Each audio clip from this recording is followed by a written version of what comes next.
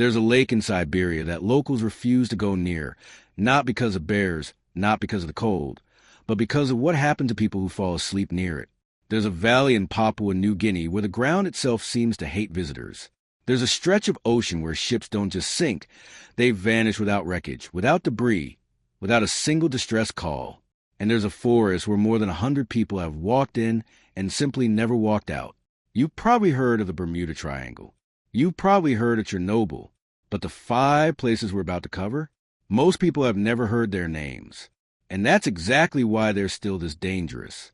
Because the scariest places on Earth aren't the famous ones. They're the ones nobody warned you about. Let's start with number 5, because even the safest entry on this list will make you think twice about where you step next. Number 5 is Oymyakon, Russia. And before you think, okay, it's just cold, let me stop you right there. This isn't cold the way you understand cold. This is a place where the air itself becomes a weapon. Oymyakon sits in Siberia, and it holds a record that sounds almost fictional. The coldest permanently inhabited place on the entire planet. Temperatures here have dropped to nearly minus 90 degrees Fahrenheit. At that temperature, exposed skin can freeze in under a minute.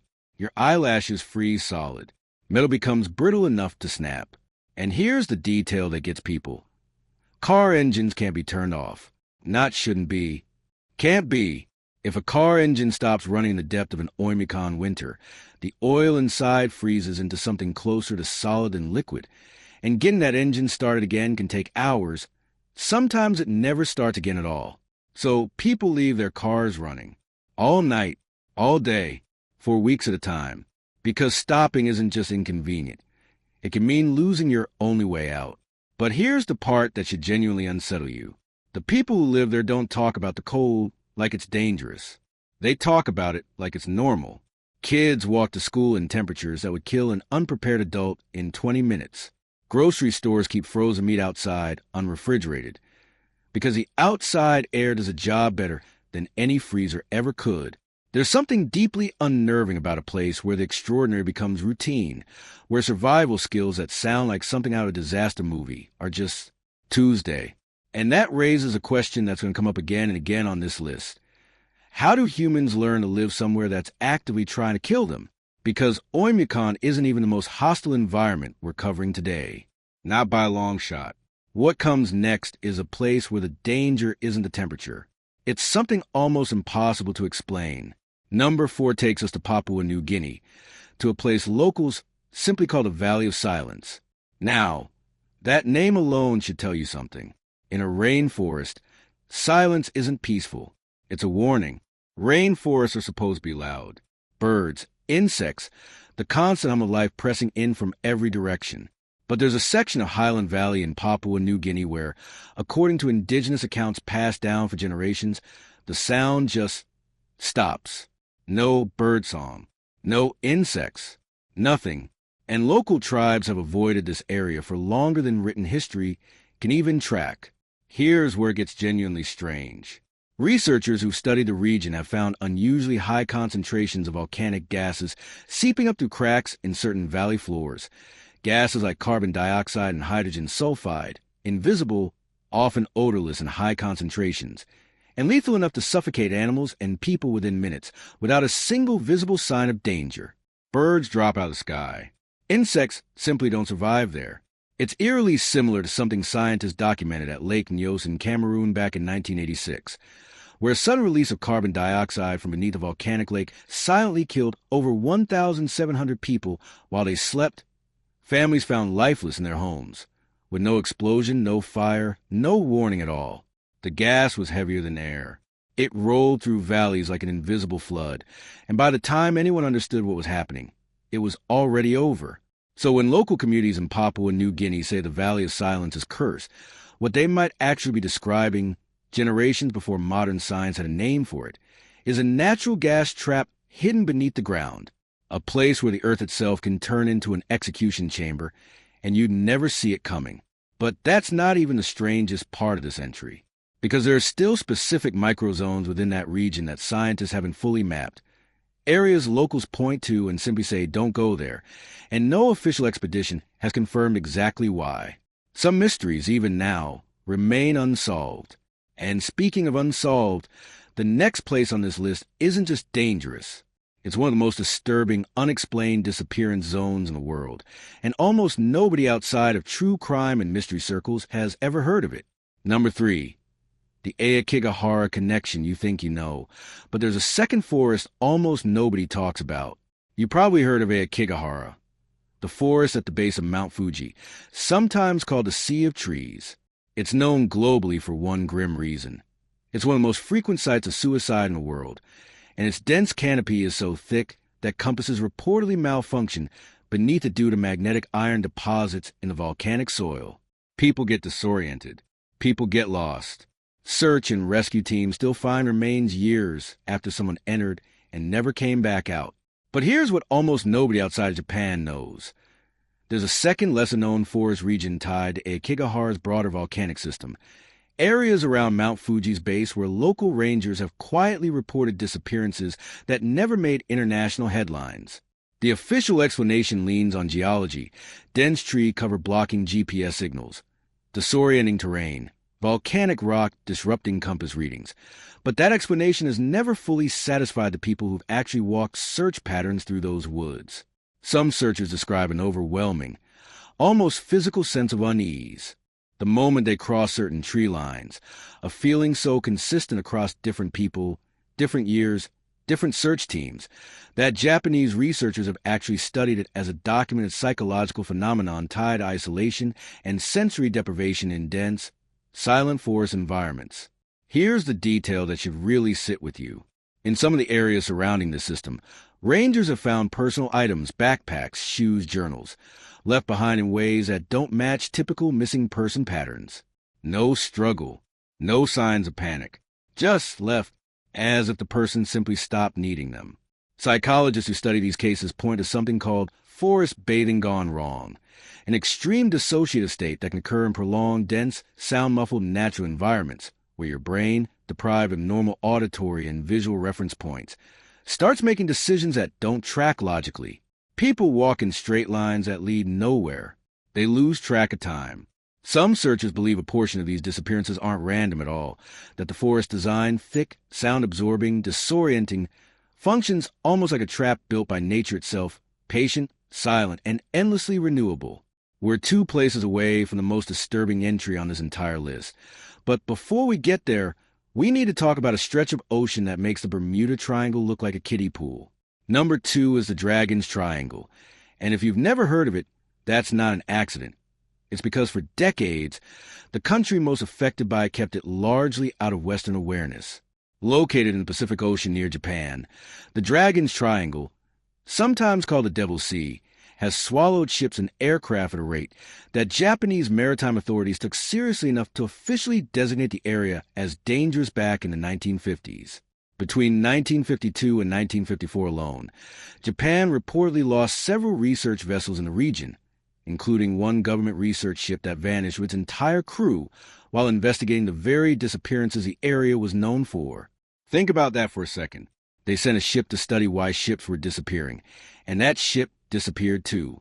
Unlike the Bermuda Triangle, which has largely been explained away by statisticians pointing to heavy shipping traffic and storm patterns, the Dragon's Triangle sits in one of the most seismically active regions on the planet. It's littered with underwater volcanoes, some active, some dormant, sitting along fault lines capable of producing sudden, violent shifts in ocean floor terrain. Scientists have documented something called rogue eruptions, underwater volcanic events that can occur with almost no surface warning, releasing massive plumes of gas and suddenly displacing enormous volumes of water. A ship sailing directly above one of these events wouldn't just capsize. Some researchers believe it could be pulled under by sudden density changes in the water itself. Water that's been aerated by rising gas can lose buoyancy fast enough to swallow a vessel in seconds, with no time to send a distress signal, no time for a single mayday call. But here's the part that keeps this mystery alive even among serious researchers. Not every disappearance in the Dragon's Triangle fits that explanation.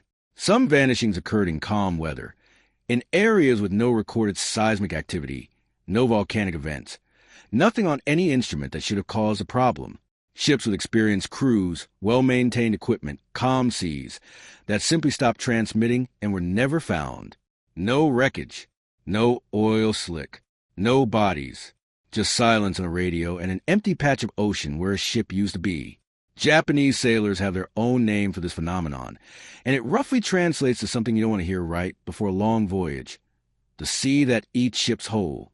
Now, if you thought that was unsettling, brace yourself. Because number one on this list isn't dangerous because of gas or cold or geology. It's dangerous because of something almost impossible to explain, something that's quietly claimed more lives than most of this entire list combined, and almost no one outside a small, obsessive community of researchers has ever heard its name. Number one is the Bennington Triangle, a roughly 200-square-mile patch of wilderness in southwestern Vermont, centered around Glastonbury Mountain. And unlike everything else on this list, this isn't ancient folklore. This isn't something locals have whispered about for centuries. This happened within living memory in the modern United States, and it's still completely unexplained. Between 1945 and 1950, a 5-year window, at least 5 people vanished from this region under circumstances that still don't add up. Let's start with the first case, because it sets the tone for everything that follows. In November 1945, a 74-year-old experienced hunting guide named Midday Rivers was leading a group of hunters back down a trail he'd walked hundreds of times.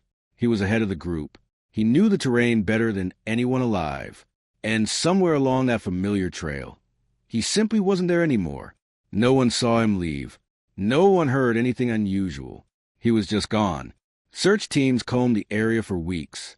They found nothing. Not a boot print, not a scrap of clothing, not a single trace that a 74-year-old man had ever walked that trail at all. 3 years later, in December 1948, an 18-year-old Bennington College sophomore named Paula Weldon decided to take a walk on the long trail, a well-known, well-marked hiking path. She told fellow students she was going for a hike. Multiple people saw her enter the trail. She was wearing a bright red jacket, easy to spot against the winter landscape, and within a section of trail that curved but never truly left sight of civilization, she disappeared. Her case triggered one of the largest search efforts in Vermont's history at the time. The state legislature reportedly appropriated funds for the search, a rare governmental response that tells you how seriously this was taken. And still they found nothing. No red jacket, no footprint, no sign she had ever been there beyond witness testimony that she walked in. Here's where it gets even harder to explain away. In October 1950, just 2 years later, an 8-year-old boy named Paul Jepson vanished from a farm his mother managed in broad daylight while she briefly stepped away. He'd last been seen playing near pigs on the property. Bloodhounds were brought in, and according to accounts from the search, the dogs picked up a scent easily at first, and then the trail simply stopped. Not faded, stopped, as if the scent trail reached a specific point in the landscape and ended, with no explanation for where it could have gone next. And then, just 16 days later, in the same general region, a 68-year-old woman named Frida Langer went hiking with her cousin near a stream. She slipped, fell into the water, and told her cousin she'd head back to camp to change into dry clothes, a route she knew well, a short walk she'd done before. Her cousin continued the hike, expecting to see her back at camp. She never arrived. This time, search efforts were massive, involving state police, National Guard troops, aircraft, and hundreds of volunteers combing terrain in the largest search Vermont had ever mounted. And 7 months later, her body was finally found, but in an area that had already been thoroughly searched multiple times in the initial sweep. An area investigators were confident had been checked, which raises a question nobody has ever comfortably answered. Was she there the entire time, somehow missed by dozens of trained searchers?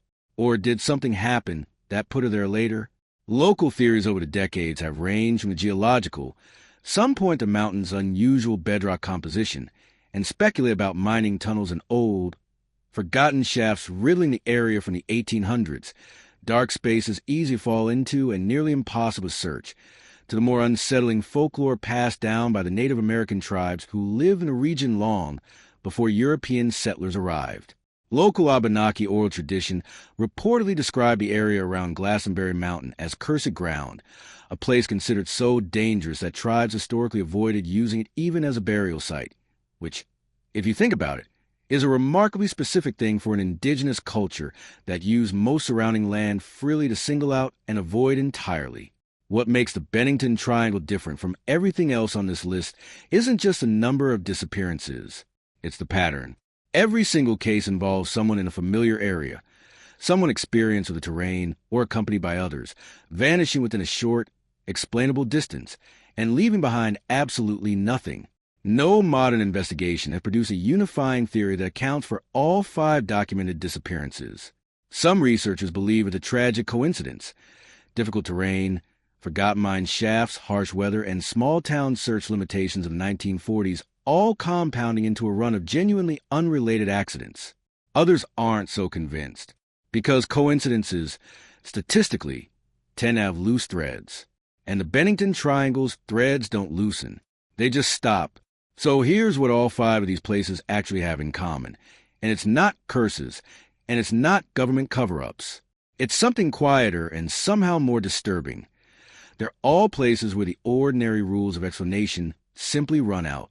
Oymyakon shows us how thin the line is between survival and death when the environment itself becomes hostile. The Valley of Silence shows us that the earth can kill without warning, without malice. Just chemistry doing what chemistry does. The forests near Aokigahara show us how fragile the human mind is when it's stripped of its usual reference points. The Dragon's Triangle shows us that even in the 21st century, with satellites and sonar and centuries of maritime knowledge, the ocean can still swallow something whole and leave no evidence it ever existed.